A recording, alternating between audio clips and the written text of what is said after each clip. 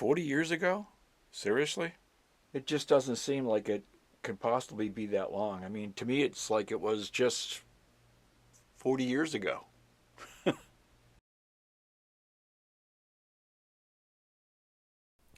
Hey there, folks. It's Jimmy Stewart here, hoping this is finding you all doing well. In today's video, we're going to continue our little series here on the 40th anniversary of the Cordially album. And I hope you're enjoying it. We did part one almost 2 weeks ago now, and I've been running around for the past couple of weeks, so I do apologize, but I'm back to the studio, and we're going to continue on here with part two. And we're going to kind of take a little bit of a deep dive into the album, talk about some stories, because every song does have a story, and of course the album itself. If you have not listened to part one or have a chance to have seen part one, please check it out. And then in part one we talked about guitars and instruments used on this particular album, and when we kind of deep dived into the actual title track of Cordially, I explained to you that was all done on a 54 Les Paul Jr. Again, check it out if you have not checked it out. On this particular track that we're going to take a look at, and we're going to take a look at track number 4 on side A, which is called No, Not I. That song was done almost exclusively on an acoustic guitar, and it was done on this guy right here.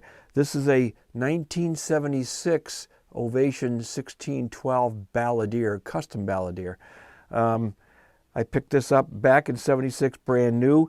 This was overseas with me when I ended up writing and doing a lot of this album. Although this particular song, the reason I'm choosing it as part number 2 here is that this particular song was the first song that I had written that was included on this LP. In fact, it was one of the first songs I ever wrote.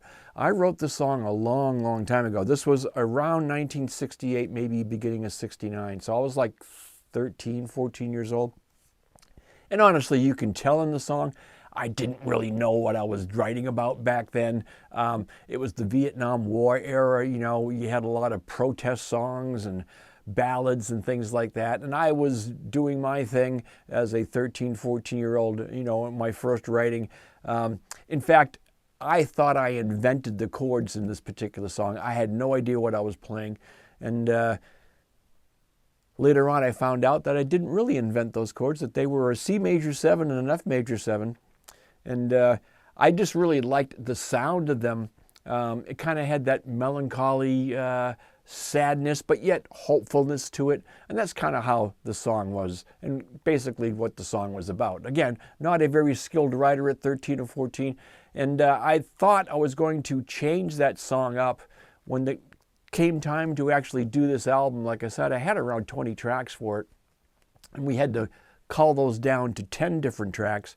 And this track almost got left off. In fact, I did have it left off the actual 10 count for a while, and then I brought it back. As the more I listened to it after it was recorded, I thought about changing it up. You know, I thought my writing skills were better now in 1982 than they were in 1968, 1969. I was writing more advanced stuff. I thought more, I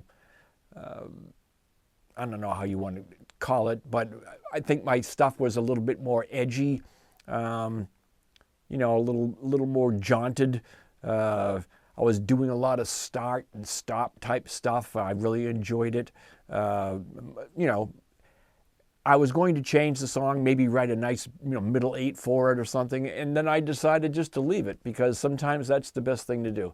So the song is kind of captured in time, maybe a little too early time frame for a 1982 release, but it actually did quite well on the album, and it got a lot of airplay, to be honest with you, in Great Britain and in the United States when I came back and did a couple of promo tours with this album, trying to get some sales over here.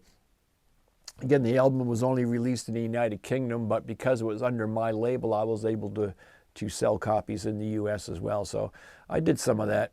And it did get some airplay in Boston on WBCN, in the Philadelphia market, and also in the Virginia market, Virginia Beach area, because I was living there at the time. So anyway, the song's called No Not I. Let's have a listen to it. It tracks in at 3 minutes and 1 second. Again, remembering back then you were trying to get songs to get radio airplay. I wasn't really trying for that, to be honest, but I still had a couple of songs that were, in that could be single category on this particular album. So this was one of them. It's called No Not I. Let's have a listen.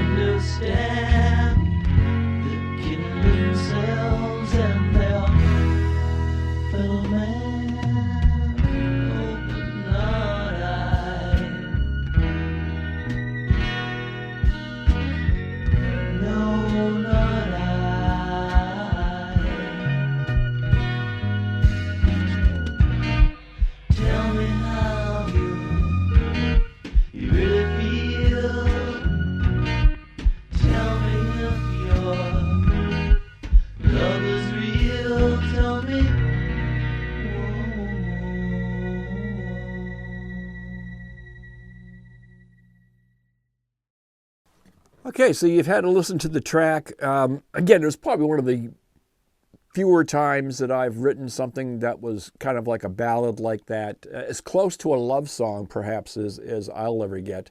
I just don't write that kind of stuff. Again, since that time frame, my stuff's a little bit more edgy. It is not quite as smooth as that. And those chords, again, all I'm doing is the C major 7, F major 7. It's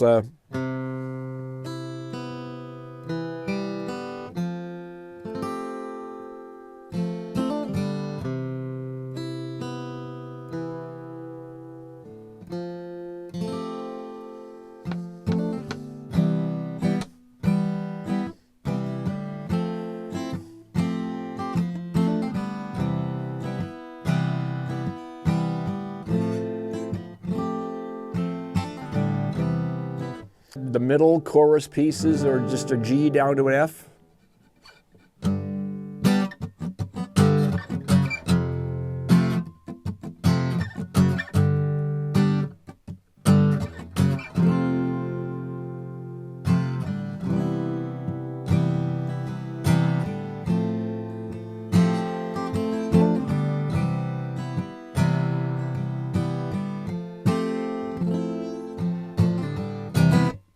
Now you'll notice in that last verse, I do that little start-stop thing, which I incorporate in a lot of my songs at that.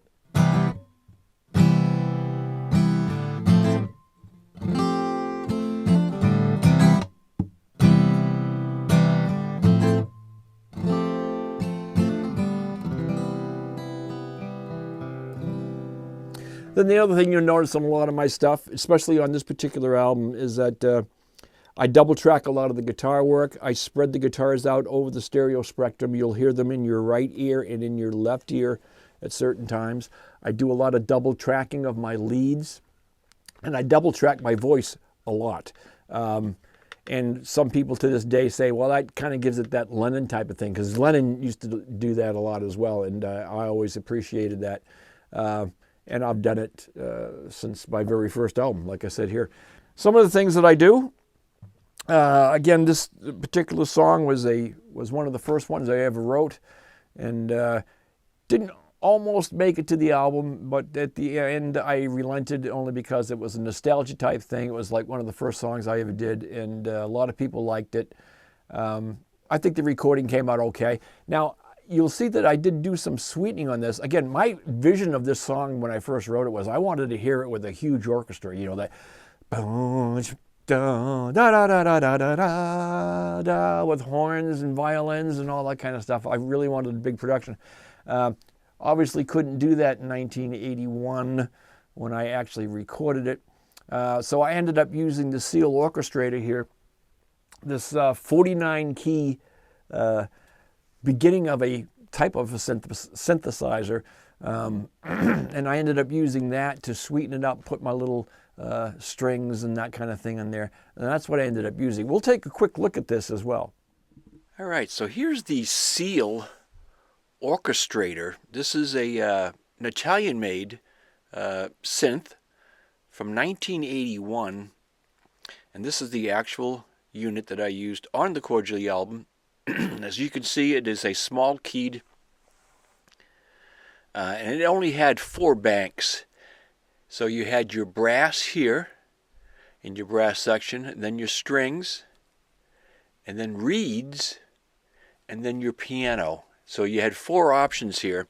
And if you went into the brass section, you could see up here, it had trombone and trumpet. And then in your string section, you had cello, violin, and then you could get a percussive sound in or a solo sound, depending on what you were looking for there. You could also get, again, some of your attack on your brass, the brilliance. You get vibrato and vibrato speed on and off, and then you could mute it as well. And then in your reeds, you had an accordion type of thing and a musette. And then in piano mode, you had your basic piano and a honky-tonk type of piano.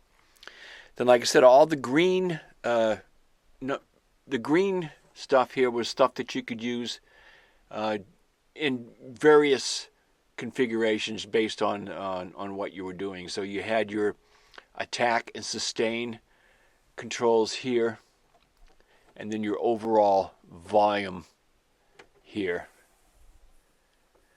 So it was pretty basic, but it actually had some of the nicest sounding strings, at least, you know, in 1981, and that's kind of why I picked it up. I used it mostly for strings. Some of the brass stuff too on the album had some really nice stuff to it. And of course now you could fine tune it over here and adjust it up and down by about, I think, a semitone. Wasn't quite sure. I kind of left it alone and matched it up with my guitars, and that's how I used it. So there it is. That's the Seal Orchestrator, 1981. I still have it. When I took it back to the States, I actually had the people I bought it from in the United Kingdom rewire it with a US type of transformer so that I could run it on 110 when I got back to the States. So that's the 81 Seal Orchestrator. That's used throughout the album, along with the acoustic guitar. Again, the acoustic done on that album was all done on this particular 1612 Ovation. Remember back then, I only owned about 4 guitars. I owned my bass, I owned my 54 Les Paul, I owned my 77 Flying V, and I owned this acoustic. So those were the guitars that were used on the album. So all the acoustic guitar work you hear on that is done on the Ovation 1612 Balladeer. The electric guitar work you'll hear on that album was done on the 54 Les Paul Jr. and the 77 Silverburst Gibson Flying V. All the bass tracks were done on my 76 Fender Precision bass, and the synth pieces, horn pieces, all the piano type pieces, except for some piano was done on a upright baby grand that I had in the studio, but most of the piano work was done on the Seal Orchestrator. So I hope you enjoyed it today, folks. Another deep dive into the 40th anniversary of the Cordially album. This time we took a look at No.I. If you're enjoying this series, please let me know, or even if you hate the series, please let me know in the comments whether you'd like to hear more about it. We've got a lot of stories, a lot of tracks that we can talk about, and some of the different things in the music business going on back then in 1981 and 82. If you'd like to hear some of those stories, let me know. In the meantime, folks, it is Jimmy Stewart saying so long. Please take care of yourselves. Please stay safe. Please stay healthy. And we'll talk to you all again very, very soon. Bye-bye for now.